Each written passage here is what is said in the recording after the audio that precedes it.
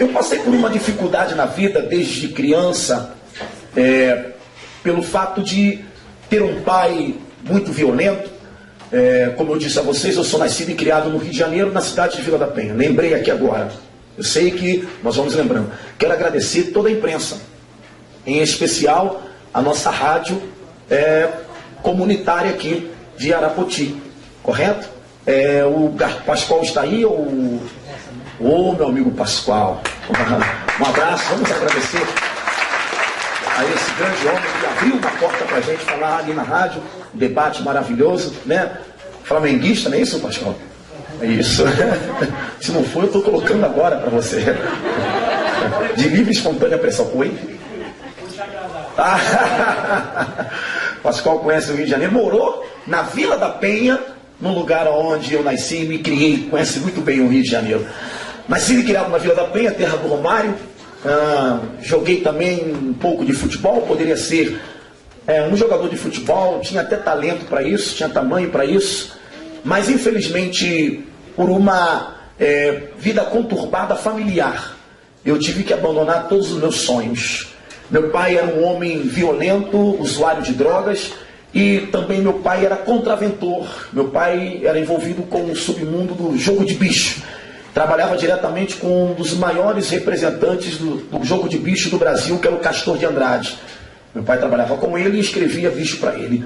E meu pai, um usuário de drogas, chegava em casa às vezes e batia muito na minha mãe, bêbado e até mesmo com cocaína sobre a sua vida. Eu via aquela cena todos os dias, minha mãe sendo espancada. Um certo dia meu pai levou a minha mãe para o Morro da Rocinha, a favela da Rocinha, que é a maior favela da América Latina. E lá em cima, na Rua 1, a Rua 1, que é o lugar mais alto da Rocinha, meu pai deu uma rasteira na minha mãe, ela desceu rolando e quando caiu lá embaixo, ele pegou um tijolo e deu na cabeça da minha mãe tentando matá-la.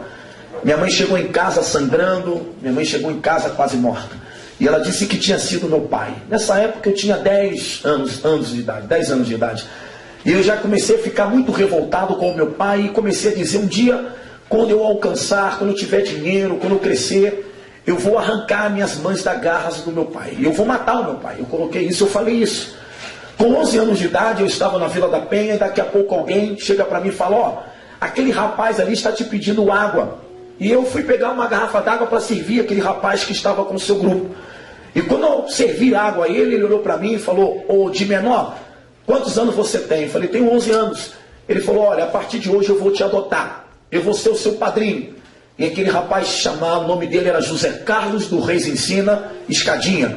Do lado dele estava um rapaz mais fortinho, que o nome dele era José Carlos Gregório, o gordo, maior interceptador de carro do Brasil. De um outro lado estava um camarada alto, magro, conhecido como Rogério Nengrube, conhecido como Bagulhão. Então ali estava a cúpula do Comando Vermelho e eu não sabia. E o Escadinha então, muito magrinho, com seu óculos, que então estigmatizou a sua aparência, ele então falou para mim, me deu um dinheiro. Naquela época era como se fosse R$100 no dia de hoje. Imagine uma criança de 10, 11 anos ganhando R$100, né? Eu fiquei muito feliz. Então todas as vezes que ele ia na Vila da Penha, eu estava perto dele. Por quê?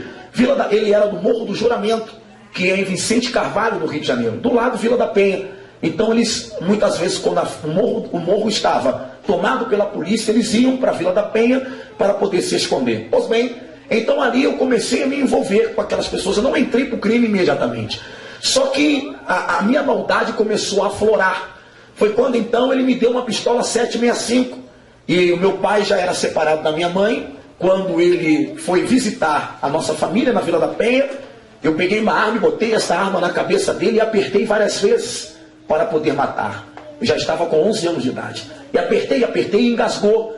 E o meu pai, apavorado, não teve reação ou ação para poder me parar. Graças a Deus não saiu bala nenhuma.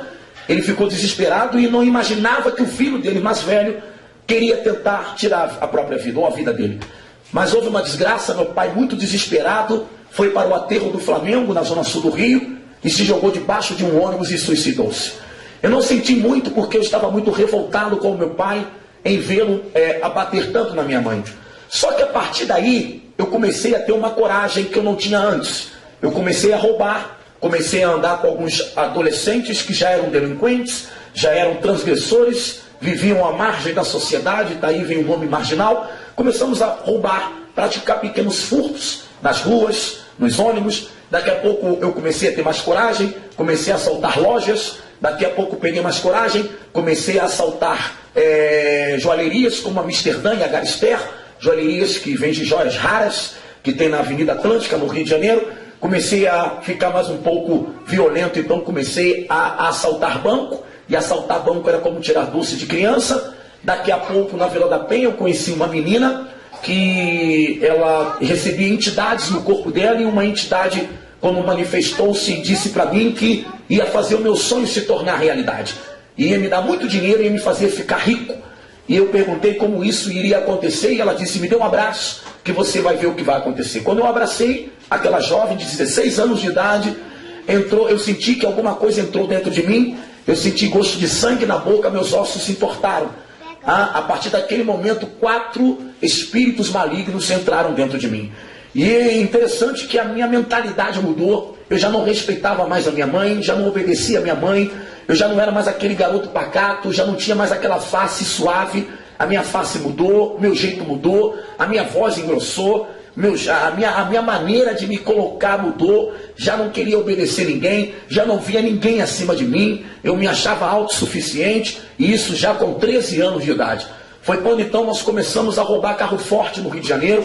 Foi quando a gente começou a fazer mini sequestro relâmpagos para ganhar dinheiro.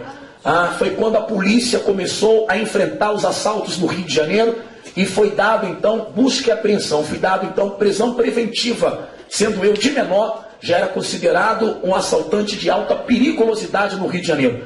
Fugi então da Vila da Penha, fui parar na favela do Jacarezinho, porque eu conheci no baile da Mangueira, um baile funk, que na realidade no Rio de Janeiro o baile funk é uma faculdade do crime. Baile funk só se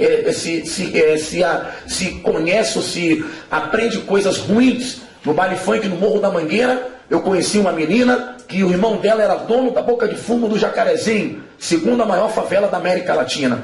Então eu usei a casa dela como esconderijo. Daqui a pouco entra um monte de homens armados, de capu, de touca de motoqueiro, só o olho aparecendo. Fiquei com medo, achei que era a polícia e era o irmão dela. Ela falou: não se assusta, que é meu irmão. Aí ele olhou para mim e falou: teu namorado? Ela disse: é meu namorado. Ele entende alguma coisa de boca de fumo? Eu falei: não, eu não entendo nada. Ele falou: mesmo não entendendo, eu vou precisar de você. Eu quero que você seja o meu segurança. Eu preciso de alguém de confiança para andar comigo. E eu então fui obrigado a andar com ele. Ele me deu uma pistola HK de 21 tiros semiautomático. Foi quando a gente começou a andar na favela fora, entrou a polícia. E como eu não usava drogas e sabia manusear armas, eu troquei tiro com a polícia, e aquela patrulha da polícia bateu em retirada. Aí ele olhou e falou: você é bom. Me deu mais uma pistola Magnum Kono 357 com bala de roloponte, uma bala que quando bate explode. E daqui a pouco a polícia entrou, eu troquei tiro com 2 pistolas contra a polícia. O carro da polícia correu de novo. Ele falou: você não pode ser o meu segurança, você tem que ser alguém mais. Eu vou te dar a tesouraria da Boca de Fumo para você cuidar para mim. Foi quando eu me tornei então o tesoureiro da Boca de Fumo da favela do Jacarezinho. Me lembro na época que existia um assaltante conhecido como Maurinho Branco, que começou a praticar sequestros no Rio de Janeiro. Foi quando na época saiu prisão preventiva de 300 traficantes, e houve uma operação que ficou muito famosa no Rio de Janeiro, conhecida como Operação Mosaico. Alguém lembra da Operação Mosaico no Rio de Janeiro? Polícia do Rio, Polícia de São Paulo, Polícia do Paraná se juntaram, porque o estado do Rio ficou em estado de sítio. A polícia, as autoridades não conseguiam mais contornar a criminalidade na cidade. Foi quando saiu o meu nome na lista, também de traficante periculoso, e a Operação Mosaico estava me procurando. Fazia arrastões nas praias, não sei se alguém aqui lembra quando tinha arrastões nas praias do Rio de Janeiro. Eu me lembro que nós praticamos um arrastão que ficou muito falado, quando uma detetive da Polícia Civil foi morta na Praia do Leblon, no posto 11, e eu estava no posto 8, Ipanema, Praia do Arpoador, e um rapaz chamado Adilson do Morro do Macaco, em Vila Isabel, matou essa detetive na praia. Toda a polícia se deslocou para o posto 11, e do posto 9 ao posto 2 não ficou ninguém, não havia polícia, não havia monitoramento. Então eu juntei mais de 200 jovens e começamos a assaltar nas praias do Rio. Entramos nos hotéis Lido 1, Lido 2, Copacabana Palace, Hotel Meridian, que é o Hotel Mulene, no Rio de Janeiro. Foi uma loucura. E ali ficou muito falado, esse arrastão foi um impacto social muito forte na cidade do Rio de Janeiro. E o meu nome então começou a soar para a Secretaria de Segurança Pública, que eu era um menor de alta periculosidade. A Operação Mosaico então me procura, e eu estou sabendo disso. E aí então, quando eu soube que a Operação Mosaico me procurava, eu comecei a ficar revoltado. Eu falei, já que eles querem me prender ou me matar, então a partir de agora eu vou fazer uma arruaça na cidade. Foi quando, numa festa no Leblon, porque aí de tesoureiro da Boca de Fumo, eu passei a ser de subgerente, gerente de gerente, gerente geral, e de gerente geral a dono da Boca de Fumo. Estávamos conversando na rádio de Araputi, comunidade de Araputi, nosso querido Pascoal, falando sobre essa questão. Existem muitas pessoas na nossa sociedade que tem mania de dizer que não existe crime organizado. Até o Datena, ele grita lá, ele se apavora e diz, como não há crime organizado? Claro que há, claro que há. Infelizmente, queremos tapar o sol com a peneira e dizer que não existe. Existe. O tráfico de drogas na comunidade é organizadíssimo. Tráfico de drogas, me lembro, na minha época, nós já investíamos o dinheiro da Boca de Fumo em propriedades, comprava carro, fazia já lavagem de dinheiro. Traficante também manda dinheiro para fora do país e aplica até na bolsa de valores, se você não sabe. Então o que é isso? Isso é um crime comum? Alguém está de brincadeira? Eu falei que o Fernandinho Beiramar, Elias Maluco, porque eu fui da época do bonde do Elias Maluco, Marcinho VP, que está na cadeia de Catanduva, eles não ficam ali parados olhando para o teto, não. Eles estão lá, estão lendo sobre Montesquieu, estão lendo sobre Nicolau Maquiavel, o príncipe, estão lendo sobre Voltaire, estão lendo sobre vários tipos de filósofos, sobre tática de guerrilha, e tudo isso que acontece aqui fora é ordem deles. Quem lembra quando o PCC fez um ataque sincronizado em São Paulo? Então, as pessoas acham que o Marcola está lá dentro, ocioso. Não, está lendo e lendo muito. O Fernandinho Beiramar fala inglês e fala espanhol. Ele sabe muito bem como organizar. O crime organizado é tipo a máfia Yakuza, é tipo, meu querido, a Yakuza está no Japão, a máfia siciliana da Itália, mas o Comando Vermelho e PCC é a nossa máfia do Brasil. Então vamos parar de tapar o sol com a peneira, porque eles fazem o que querem. Apesar de haver um segmento nosso da questão jurídica, tentando acabar com isso, mas eles são bem organizados, e muito organizados. Aí eu olhei e eu falei, bom, o que eu posso fazer para que possamos ficar bem aparelhados? Foi quando eu conheci o primo de Pablo Escobar, do cartel de Medellín, numa festa no Leblon, porque eu me apresentava na sociedade como um filho de um empresário bem-sucedido, mas eu não dizia que eu era traficante, porque eu notei que a sociedade, ela me receberia se eu dissesse que eu era uma pessoa que tinha uma vida financeira estável. Eu notei se eu me vestisse bem, eu notei se eu falasse bem, eu notei se eu chegasse com um paco de dinheiro em qualquer lugar, eu entraria. Eu notei que eu poderia andar nos melhores lugares do Rio de Janeiro com um carro muito bem bonito. Eu notei que as pessoas gostam de ver alguém que tem status. Até o próprio Gugu um dia fez uma simulação. Ele entrou de mendigo no restaurante, pediu comida, tal, aquela coisa toda, e muitas pessoas não deram, nem o dono do bar. Um mendigo, não sei se alguém viu isso, um mendigo falou assim, eu não tenho não, mas vamos dividir o meu pão e minha comida com você. Aí depois, claro, quando ele apareceu como Gugu, se ele quisesse comer no prato do dono do restaurante, do bar, ele comeria, porque ele é o Gugu liberado. Deixa eu falar uma coisa para você, não adianta, há uma realidade. Hoje, dentro da sociedade, a pessoa vale pelo que ela tem. Se tem dinheiro, não quer saber quem você é. Infelizmente é assim. E eu notei isso. O que eu fiz? Vou dar à sociedade o que ela quer. Vou dar a ela dinheiro, vou dar a ela poder e vou me apresentar como alguém que tem isso para oferecer. Ninguém me indagou. Comprei uma casa na Barra da Tijuca, uma mansão, coloquei seguranças, andava de carro zero para cima e para baixo, dormia nos melhores hotéis da cidade, o Sheraton em São Conrado, o Meridiano Leme, pagando 500, 600 reais de diária por dia. As pessoas não me conheciam, alguns achavam que eu era doutor, outros batia continência, porque achavam que eu era uma autoridade pelo que eu tinha. Então eu vivia dessa maneira. Aí comecei, então, quando eu conheci o primo de Pablo Escobar, do cartel de Medellín, e ele me chamou para levar no cais do Porto do Rio, e mostrou um monte de barris pequenos, escrito Danger, em inglês, perigo. Aí eu olhei para ele e falei, isso aqui é pólvora, vai explodir. Ele falou, é pólvora que vai te deixar rico. Foi quando ele abriu, era container cheios de cocaína. Aí ele me disse, eu sou narcotraficante e estou tentando um contato no Brasil para distribuir drogas aqui. Aí ele me falou, sou primo de Pablo Escobar. Foi quando então eu me tornei um narcotraficante. Me envolvi com narcotráfico, comprava quilos de cocaína, abastecia o Rio de Janeiro, mandava então para México, Estados Unidos, Europa e Japão. Começamos a vender drogas para tudo quanto é lugar. Fiquei milionário, rico, com 16 anos de idade. Imagina um adolescente com 16 anos de idade, andando para cima e para baixo com ouro. Eu tinha um cordão de meio quilo de prata, um medalhão de ouro escrito Comando Vermelho, porque agora estava no Comando Vermelho.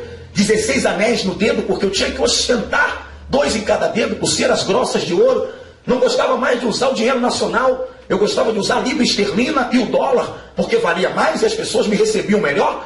Quando eu entrava em algum lugar e pagava em dólar, as pessoas me colocavam no colo e me davam proteção. Então eu conheci, eu sabia disso. Foi quando então comecei a comprar armas de alta destruição.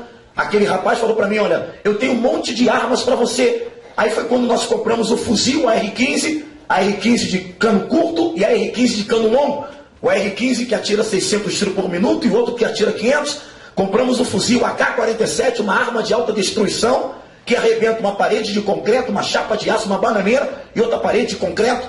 Compramos o fuzil Sig Sauer RG3, uma arma que atira 900 tiros por minuto e a bala vai a 1.900 metros. Compramos pistolas Magnum Contra 57 com balas de rolo ponte, granadas M4 que quando explode abre 50 metros em círculos. Comprei uma 12 americana chamada Caçadora de Android que atirava 18 tiros semiautomática. A polícia, coitada, entrava na favela com um 38 enferrujado e a gente mandava vários tipos de foguete e eles tinham que voltar correndo.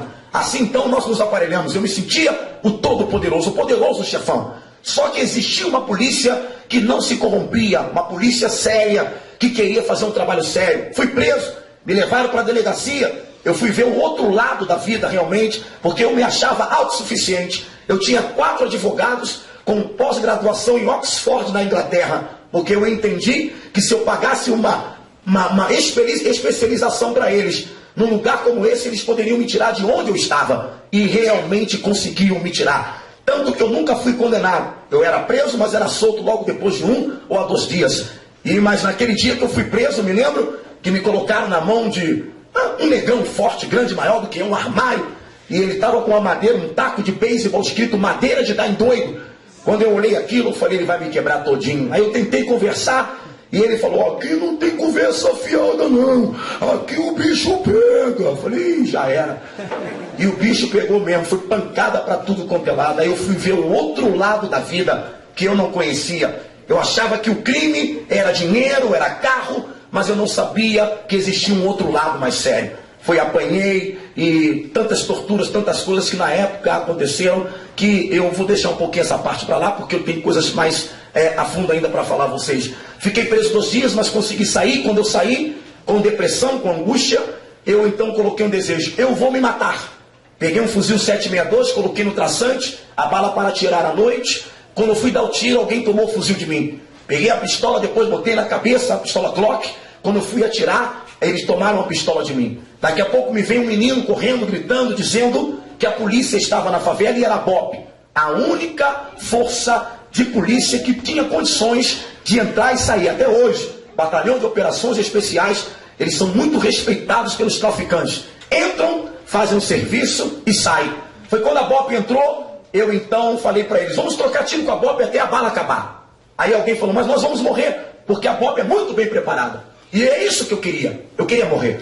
Começamos a trocar tiro, eu fui dar um cerco, porque empurramos eles para um campo, e eu fui dar uma volta por trás para cercar. Entrei no beco à esquerda, virei à direita, nisso me sai uma senhora de casa. Olha para mim e pergunta, quantos anos você tem? Eu olhei e disse, eu tenho 18. Você mora onde? Eu moro ali atrás. Você vai para onde? Eu vou dar um rolê.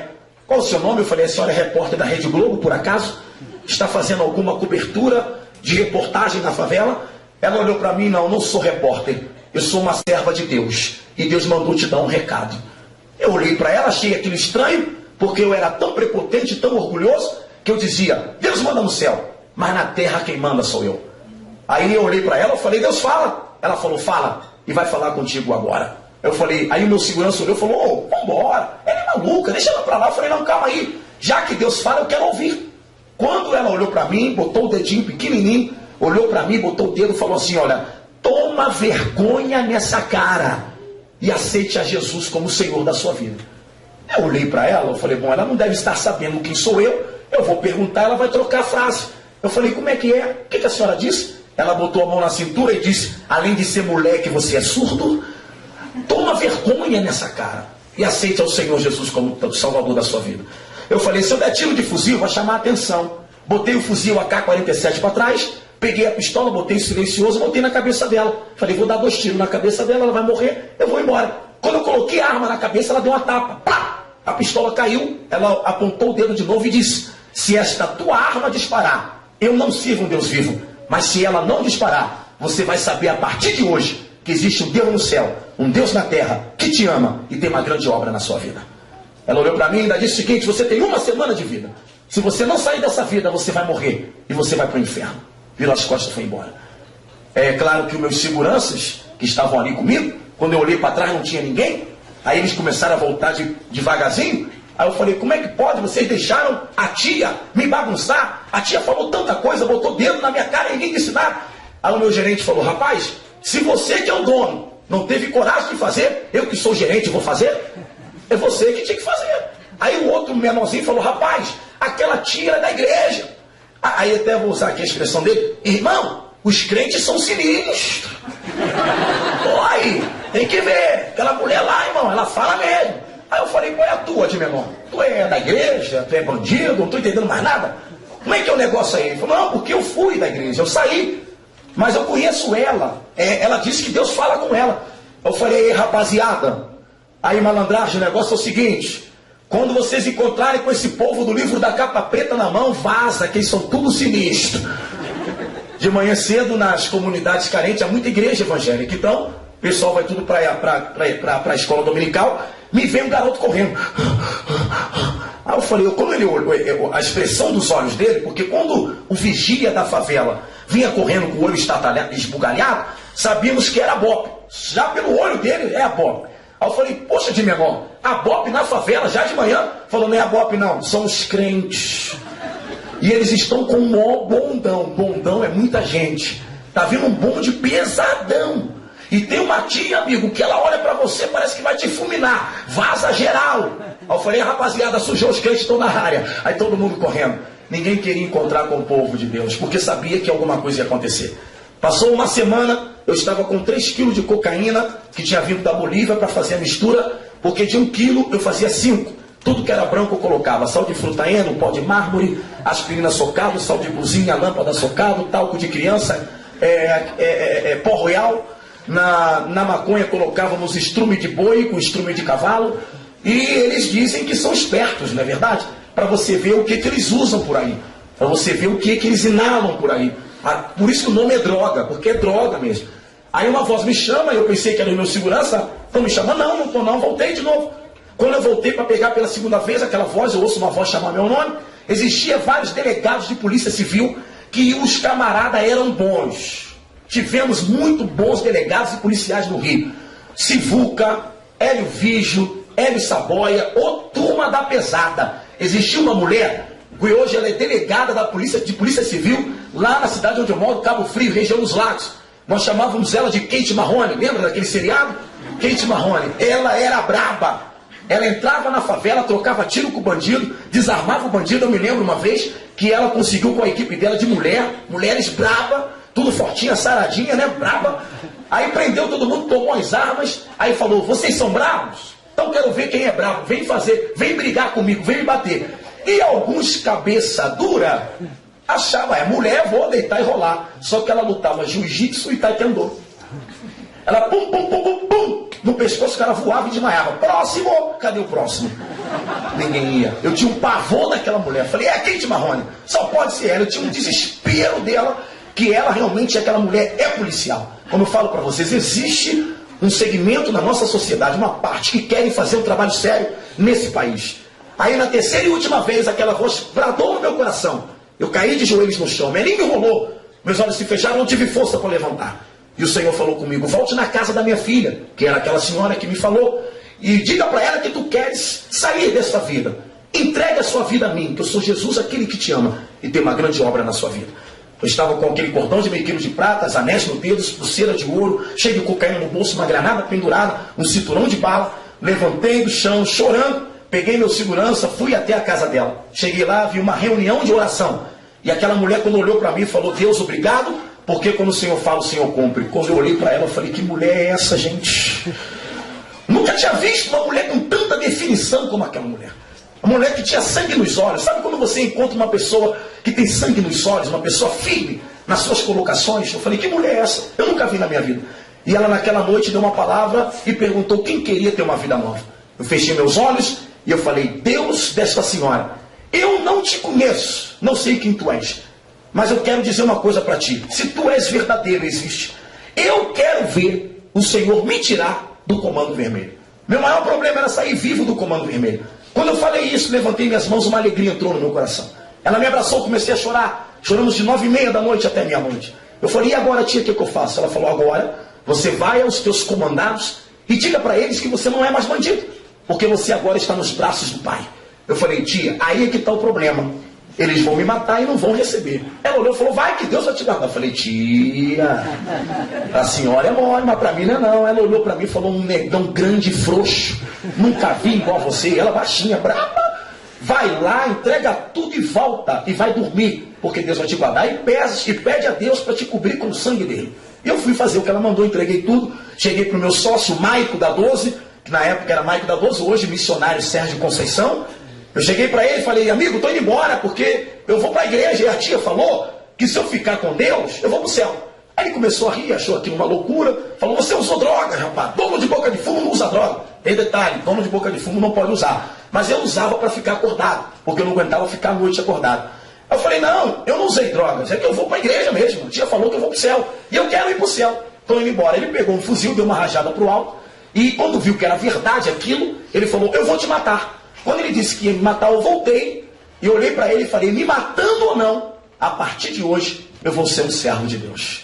E graças a Deus, já fazem 18 anos que o Senhor me arrancou de lá, e depois que eu saí, aquela senhora me apanhou, aí vem um trabalho lindo, que as comunidades terapêuticas fazem, e o propósito e a proposta que está sendo lançada aqui, a questão de cuidar dessas pessoas, a questão dessas pessoas ter um lugar para poder então se recuperar. Graças a Deus que ela doou a casa dela, né? Ela não conhecia um lugar para que pudesse me colocar, e ela teve que assumir o risco. Deram muito tiro na casa dela, e tinha horas que eu ficava desesperado, eu queria voltar, porque tinha hora que me dava uma crise de abstinência, porque eu também já usava cocaína, eu já fumava maconha, e às vezes eu dava soco na parede, cabeçada na parede, angustiado querendo usar, e sabia que se eu voltasse a usar, eu poderia retornar ao charco de lodo. E ela me ajudou, tirou minha identidade, tirou meu CPF, tirou minha carteira de trabalho. Meu primeiro emprego foi na Casa das Sendas, não sei se alguém já ouviu falar, da Casa das Sendas existe até hoje no Rio de Janeiro. Fui ser carregador de caixa, imagine, o dono de boca de fumo, nunca tinha pego uma caixa na mão. Daqui a pouco aquela caixa de fruta pesada, aqueles camaradas fortes, falou, aí magrinho, segura, a caixa bateu no meu peito, eu voei para trás, rolando com caixa e tudo, porque eu não aguentava carregar uma caixa. Mas fiquei 6 meses ali, depois arrumei um outro emprego, fui para Casa e Vídeo, trabalhei na Souza Cruz, e a minha vida de ressocialização, ela se iniciou. Logo eu entendi que Deus tinha um chamado comigo, eu assumi um chamado missionário, e sempre, mesmo sendo traficante, eu sempre gostei da área do direito. Quando eu via filme, naquela questão do tribunal de júri, eu ficava vibrado, ver o juiz julgar, o advogado, a advocacia é lindo. Por favor, façam a advocacia todos, tá bom? É lindo, maravilhoso, aquele balé que o advogado dá, aquela fala forense, aquela fala firme, aquela coisa, aquele português rebuscado, né? Aquela questão, aquela defesa maravilhosa. Então aquilo me chamava sempre a atenção. Aí eu falei, eu quero voltar a estudar e eu quero fazer advocacia. Voltei a estudar, terminei meu primeiro e meu segundo grau, conheci o reverendo Lucimar, e hoje eu estou quase terminando a minha faculdade de Direito. Né? Terminei minha faculdade de Teologia.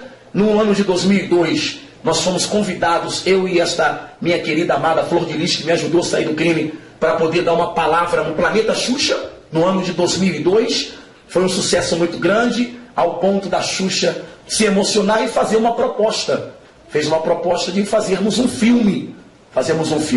E aí a produtora dela, Xuxa Produções, fez contato com várias pessoas. O Marco Antônio Ferraz, que é o produtor da Xuxa, da Ana Hickman, também da Angélica, da Aline Moraes, ficou muito impactado também, e ele começou a agitar alguns artistas para poder fazer um curta-metragem de 30 minutos.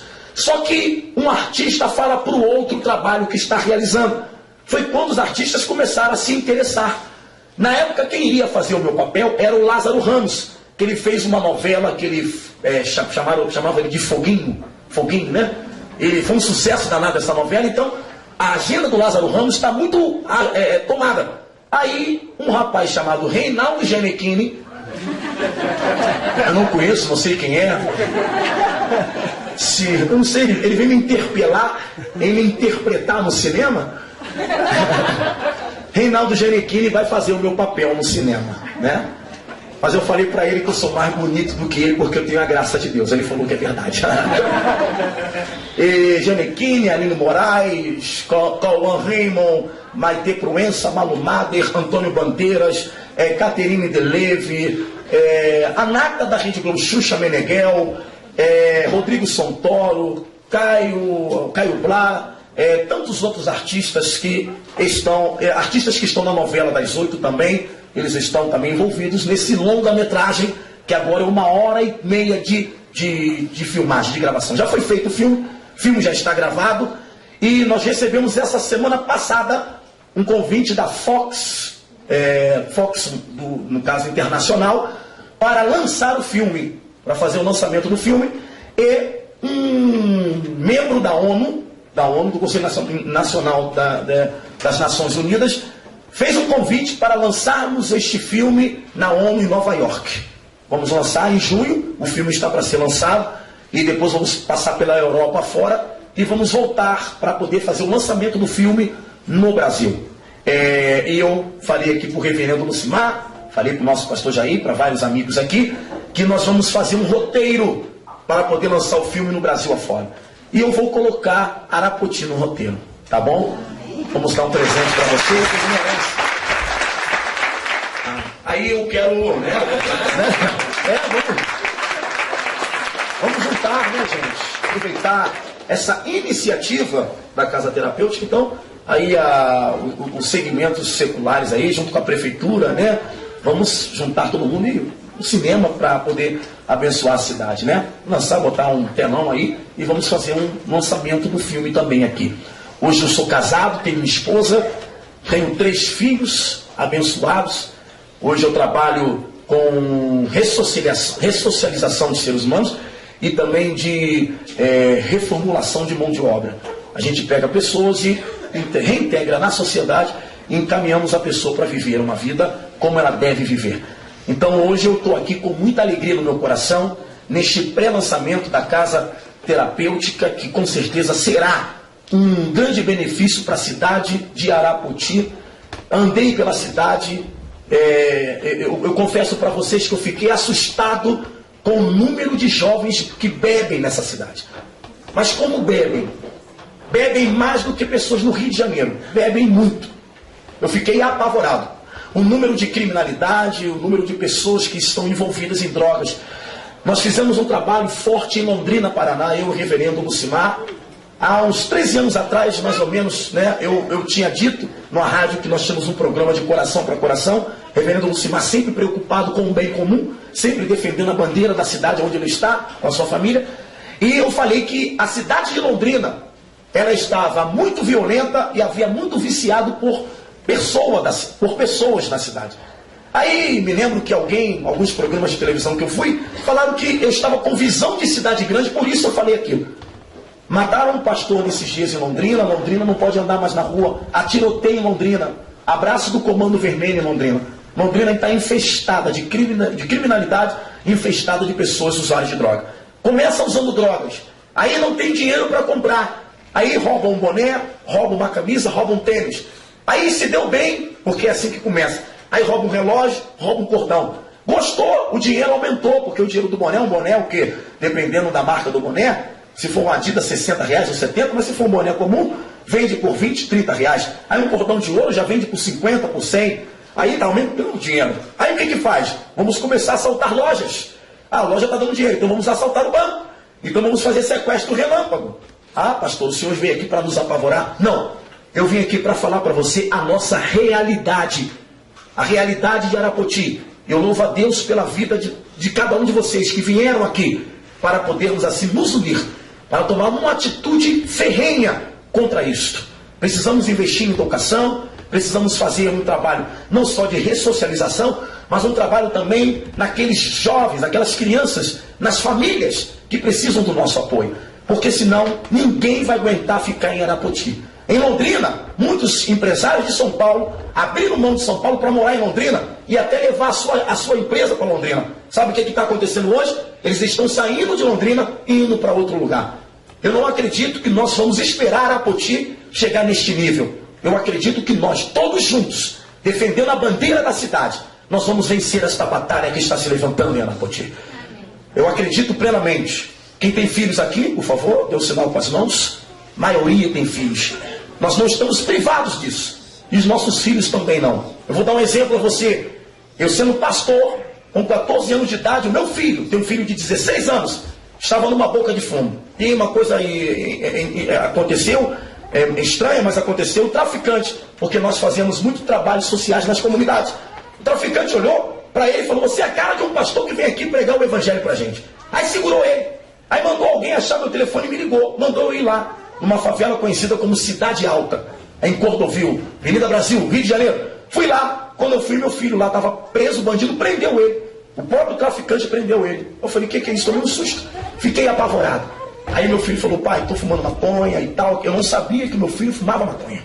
Aí que eu falei: eu mesmo trabalhando, fazendo um trabalho de ressocialização, meu filho foi atingido. O que eu quero dizer com isso?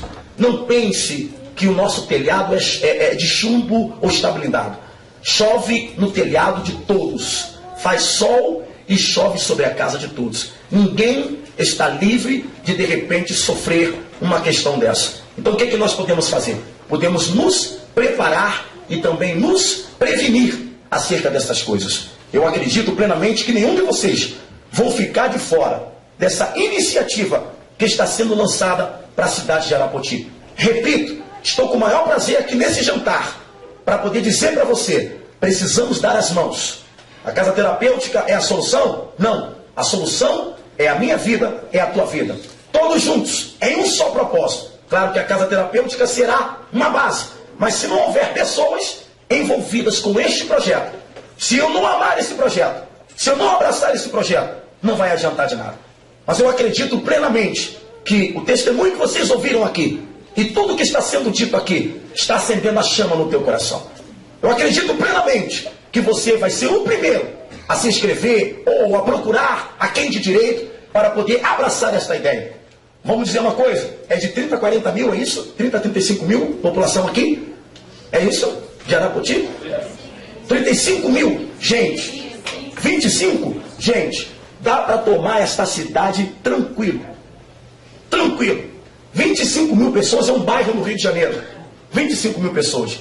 Hoje existem vários bairros no Rio de Janeiro, várias favelas, que não há mais tráfico de drogas. Não há mais tráfico de drogas, porque a igreja se juntou com a sociedade civil e acabou com o tráfico de drogas. Então, meus queridos, 25 mil dá para tomar tranquilo essa cidade. Agora depende da força de vontade e do amor de cada um de nós. Eu quero pedir a Deus pela sua vida.